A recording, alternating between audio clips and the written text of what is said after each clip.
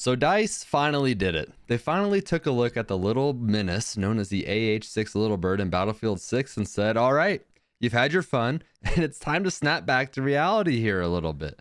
Then they saw a Big Brother attack helicopter sitting over in the corner and said, don't think you're getting away from us this time either. Patch notes just recently dropped for Battlefield 6's next update this April 14th, or this coming Tuesday. And as you can tell by what I was just saying, there's going to be some big changes to the helicopters in this update. There's a lot to unpack this time, not only for vehicle players, but also for the general player base as well. I'm looking at you, Defibrillator nerf. Based on what I read in these patch notes, let's talk about what this means for the helicopters in Battlefield 6. Let's go ahead and jump right into it.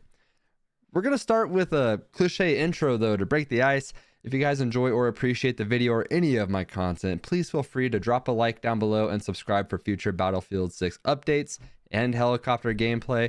It really does help me more than you know. I appreciate every single one of you. So let's go ahead and break it down and see what it's going to really do to affect all of the pilots in the game and see what it means for the infantry as well. While there is a lot of information in this update, what we are going to do is we are actually going to jump right down to the vehicle section of the update inside of the patch notes. So we're going to skip some of this information here. We're going to jump right down here to the scout helicopter. Let's talk about this a little bit because there's also some changes to the attack helicopter underneath the scout helicopter section as well. I think they just should have named this helicopter. The main primary weapon that everybody has been using in the scout helicopter is the 50 cal heavy rotary cannon. 7.62s are good up close, good at infantry, but they lack that killing potential at range. And then the grenade launcher is an absolute joke, and they're going to do some changes for that as well. So let's talk about the nerfs to the scout helicopter. The very first thing I want to talk about is the heavy cannon was nerfed in the rate of fire. They did reduce it from 1,000 to 800 RPM. So it's going to take roughly, 20% longer to secure a kill against enemy aircraft under sustained fire. But what they did do is because they reduced the RPM, they did adjust the overheat mechanic to compensate for that reduced rate of fire. So what I'm inferring from that is you are going to have longer sustained bursts of fire. You're not going to overheat as quickly, but your rate of fire is slower. So you're going to need to make those shots count. Now, on top of that, we were just talking about the range of the rotary cannon that just got nerfed as well.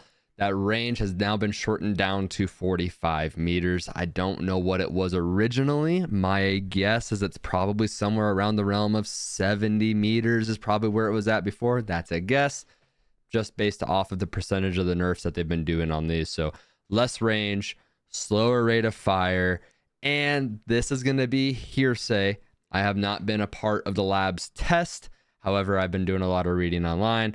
A lot of people have been saying that it's taking more shots to kill infantry from people that are kind of throwing some leaks out there. So my guess is they are actually going to be reducing the damage of the 50 cal as well, but that might not happen until season 3 drops. So we'll see how that plays out. But if that's also true, that's going to be a pretty significant nerf to the scout helicopter's main guns. Now, they did also nerf the light rockets on the scout helicopter. I've been telling people for a long time that the rockets in the Littlebird have been overpowered. I think the cannon was fine because you got to get close to your targets for the most part to do a lot of damage. I think that this nerf is all right for the most part, but the light rockets really needed to be adjusted. I think that the right fix for the light rockets would have been to revert to 2042's controls. They had a very slow fire rate in Battlefield 2042, which made it to where it felt a little bit more balanced when you were making those strafes on infantry, and I think that'd be a good spot for them. However, what they did do for it is they extended the rocket ammo regeneration time. So instead of 21 seconds, it takes a whopping 6 additional seconds for your rockets to regenerate. And then the smart rocket ammo as well got upgraded. Nobody really uses the smart rockets in the scout helicopter. Pretty much everybody uses the light rockets. So your light rockets are going to take about 6 seconds longer to come back online. So you're not going to be able to farm kills on your rotations quite as quick as what you were able to do before.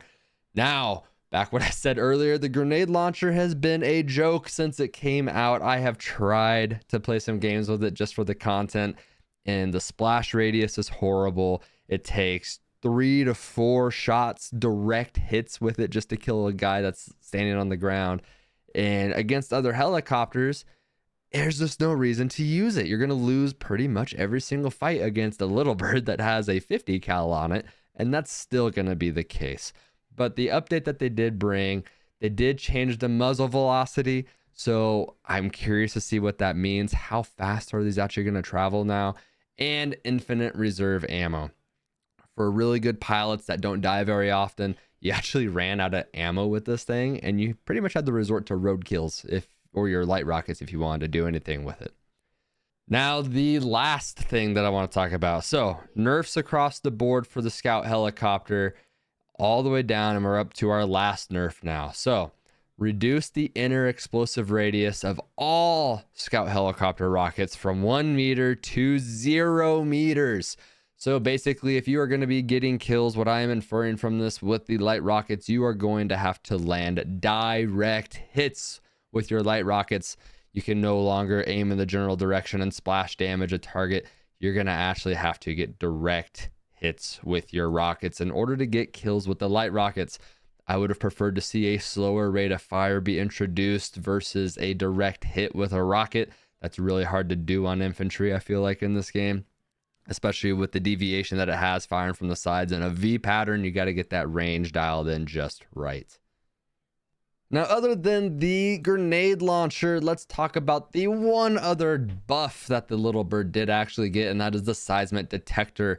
So that is the second option. So you can either use smoke or you can use the detector, which you drop on the ground, and it lights up a radius on the ground to highlight troops. It only had a 16-meter radius. They are now upgrading that to a 36-meter radius. So that is a pretty significant bump to the detection radius of the detector. So for helping your infantry on the ground on a hot point, that might be worth running now instead of the smoke. So that's going to be up for debate on which one you guys prefer to run. Now let's address the imposter in the room because it is under the scout helicopter. But if you notice right here, this is the attack helicopter. So there's two things that have changed with the attack helicopter. They reduced the lethal range of the attack helicopter's heavy rocket explosion from 2 to only 1 meter. And then they changed the upgraded version, which I would presume is if you run the heavy warhead upgrade perk, from 2.8 to 2 meters. The problem that heavy rockets have always had is unless you are a very precise pilot, you need to land almost a direct hit with a heavy rocket in order to kill infantry with the attack helicopter. What they basically did just now is said, no, I know only pretty much 5% of the player base is able to do that. We're going to make that even harder for the other 95% that struggle with it already. And so what they're doing is they're taking the heavy rockets radius and they are nerfing it down about 50%, and it's going to be a 1 meter radius. So getting those infantry kills with the heavy rockets is going to get about 2 times harder than what it already is now.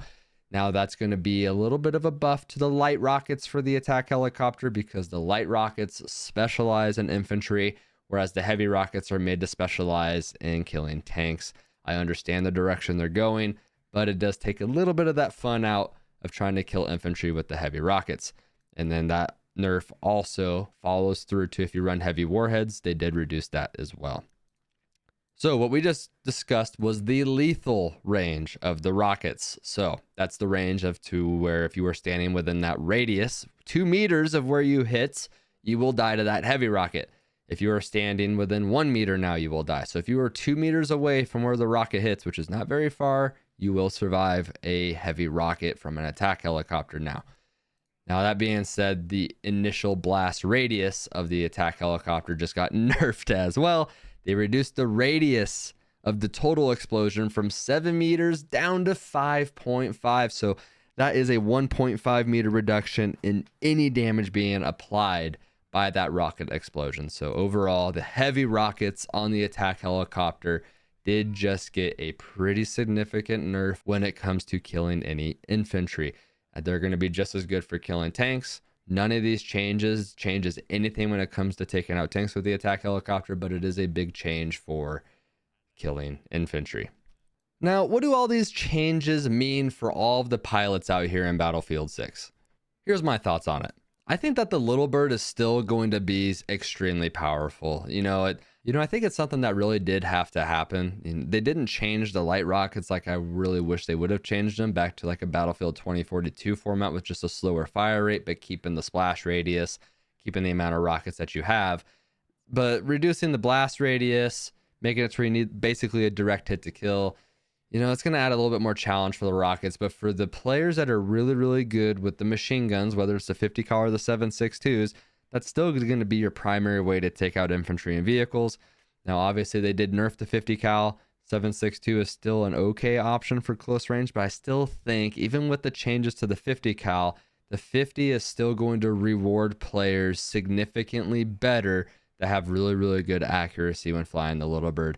I don't think it's going to change the meta too much. There is going to be an adjustment period. You're not going to get as many kills on your strafe runs. I think that slower fire rate is going to make it sound a little bit more hefty instead of sounding so similar to the 7.62s. And I think that overall, this is going to be a needed change for the Littlebird helicopter in Battlefield 6. I think for the majority of pilots that are out there that are dedicated pilots, there's going to be a small adjustment period, but for the most part, I don't think the meta is going to change for the Scout helicopter. I do like that they did take a little bit of notice to the grenade launcher. I'll have to see what the velocity changes. I'll play around with it a little bit, but being that they did not say any blast radius changes for the grenade launcher, I just don't think it's going to be viable, or damage changes for the grenade launcher. I don't think it's going to be viable. I'd still say that the 50 cal is going to be the primary system that you're going to be using in the Scout helicopter. For the attack helicopter, that's a pretty sizable nerf for the heavy rockets, which is the main system I tell everybody to run. This might mix up the meta with the attack heli a little bit. I think a lot more people are going to start choosing the light rockets on maps like Liberation Peak, maps like Contaminated, Eastwood, those more infantry dense maps that have some vehicles but not a lot of vehicles. I think that light rockets might become a little bit more prevalent with this nerf to the heavy rockets. Now, what does all this mean for you infantry players out there that have to deal with this little mosquito buzzing over your head that doesn't want to leave you alone, and that big bird in the sky that just seems to hunt you down every minute of every day whenever you're trying to capture a point, and the gunners hovering up there blowing you up on the ground, because that's the primary powerhouse of the attack helicopter? Well, against the average player, I think if you're an infantry guy, you can expect a little bit less pressure from the Littlebird. The Littlebird is going to be performing longer straight line strafes, so you're going to be able to shoot it down with RPGs and guided launchers a little bit more consistently now, since they can't bob and weave with the slower fire rate, and they're going to have to be more on a linear path a lot of the time. So if you're going to want to take advantage of that, just keep an eye on the pilots, look for their straight line patterns, and that's when you're going to take advantage of your very strong RPGs and shoot down a lot more pilots due to this nerf to the 50 cal. For the attack helicopter, for you infantry players, life might actually be harder for you now. If this is going to push people over to running the light rockets a little bit more, light rockets are made for killing infantry. You guys are going to be suffering a little bit more on the ground if everybody starts to run the light rockets on those maps I mentioned before.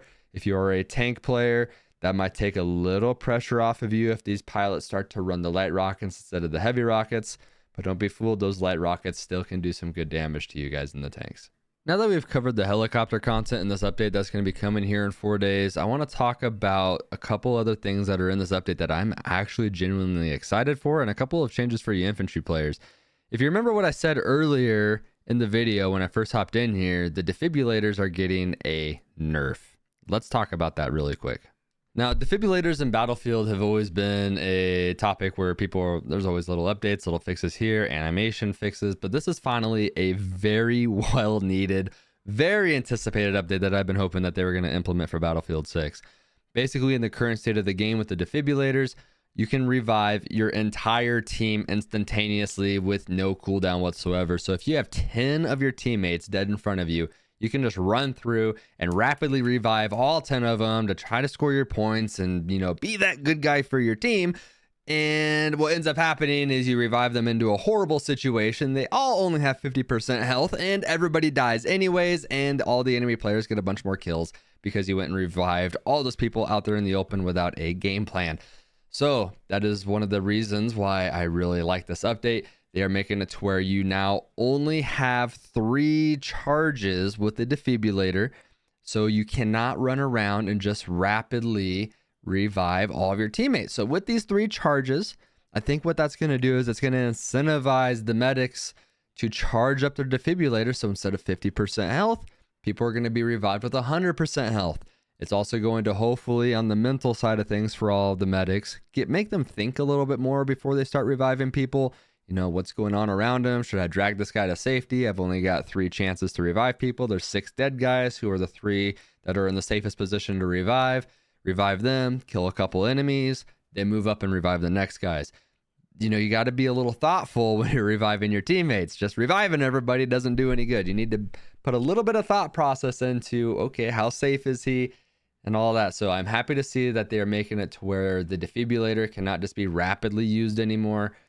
They have the 3 charges. They're going to recharge pretty quick, but it's I think it's going to be a very welcome change on the infantry front for the Defibrillators to get a little bit of a slower revive time to encourage people to fully wind those things up and actually revive people in better situations. Now, there's one more thing in this update that I'm genuinely excited for. Now, I'm not a fan of limited time modes in games like this, especially in Battlefield. I prefer long form content, content in Battlefield that you can use for a very, very long time. That's going to be part of the game for a very, very long time. I'm not a fan of the FOMO system that a lot of companies are going to. But that being said, this new limited time mode actually sounds like it's going to be a lot of fun because it sounds like it's mixing 2 really, really good systems into one gameplay experience. So Operation Augur, basically, if you guys want to read through this fight or this game mode is going to start on the main map Contaminated, which is, in my opinion, one of the best maps in Battlefield 6 right now for Conquest. Now, what this is going to be is basically almost like a breakthrough by the way that I'm reading it, kind of that format. You're going to be playing on the main map on Contaminated, and the goal is to push the enemies back into Hagedorn Base. And so you're going to go from this open, bigger combat zone, I'm assuming with helicopters, tanks, and vehicles, but then the fighting is going to shift into the close quarters clash throughout the interior spaces where teamwork and timing and tactical play become critical to claim victory over the base.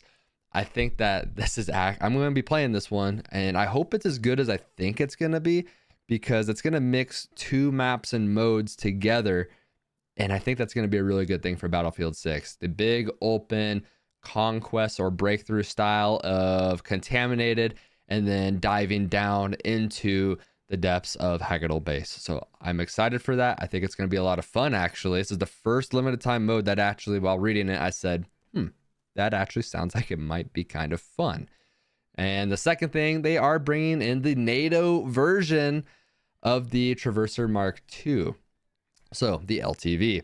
So it's basically going to be a lot like the vehicle that they added for the pack side, but it's just going to be the NATO version. So a lot of fun if you have a good team and a good squad that works together. So I am actually pretty excited to have this put onto the map, as long as it's not broken and it can tank more shots than a tank, like what the Traverser Mark II was doing when it was first released. But I think they learned their lesson, and I digress.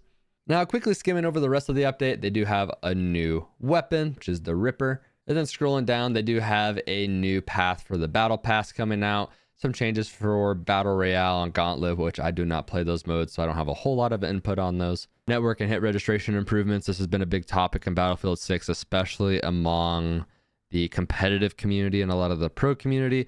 You guys can read through this. Basically, they're just making some more adjustments to try to bring that more in line with what the community is asking for. Underneath vehicles, not a whole lot of changes. One of the big ones that stood out to me was the improvement of the Sea-Wiz in the base.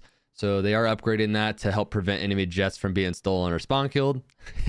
Unfortunately for my friend Finessed, that's also going to mean some a little bit more difficulty in stealing the enemy helicopter as well. Battlefield used to be a game where you could level up your weapons relatively quickly. With Battlefield 6, when the game first came out, it was taking an ungodly long amount of time for people to level up their weapons in the game. They made it to where there's now a time-based component to the weapon mastery progression. So this isn't going to affect anything when it comes to XP earned from kills or assists. That's going to be unchanged.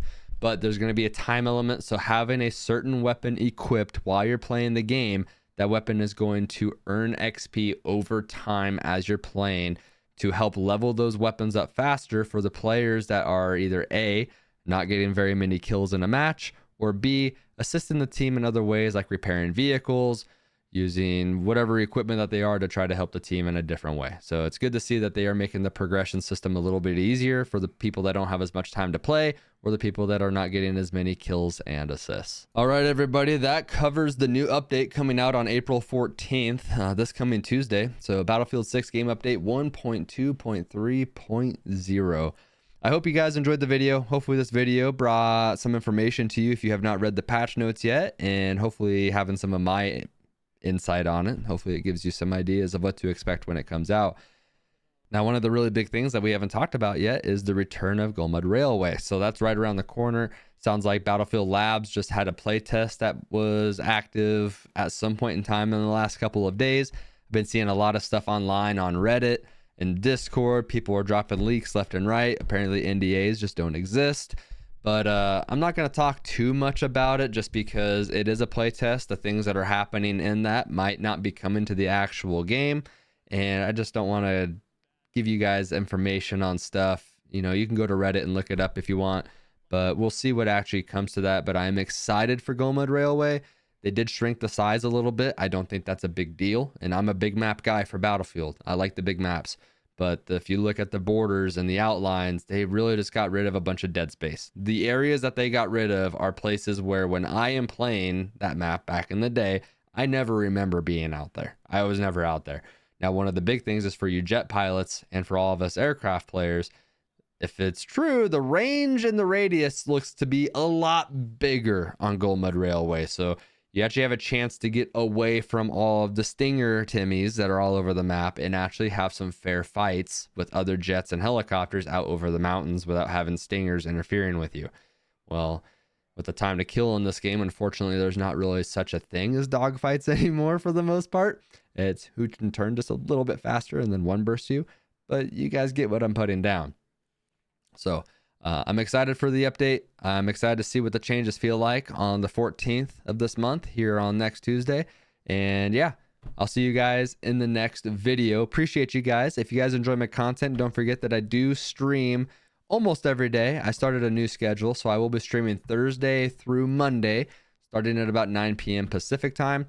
And yeah, I stream for about 2 hours on those days. I do take Tuesday and Wednesday nights off, but otherwise, if you want to catch me live, pop in, say hi, and feel free to ask me anything about the game and what my opinions are. So love you guys. Appreciate you. Thank you for all the support. And I will catch you guys in the next video. Take care.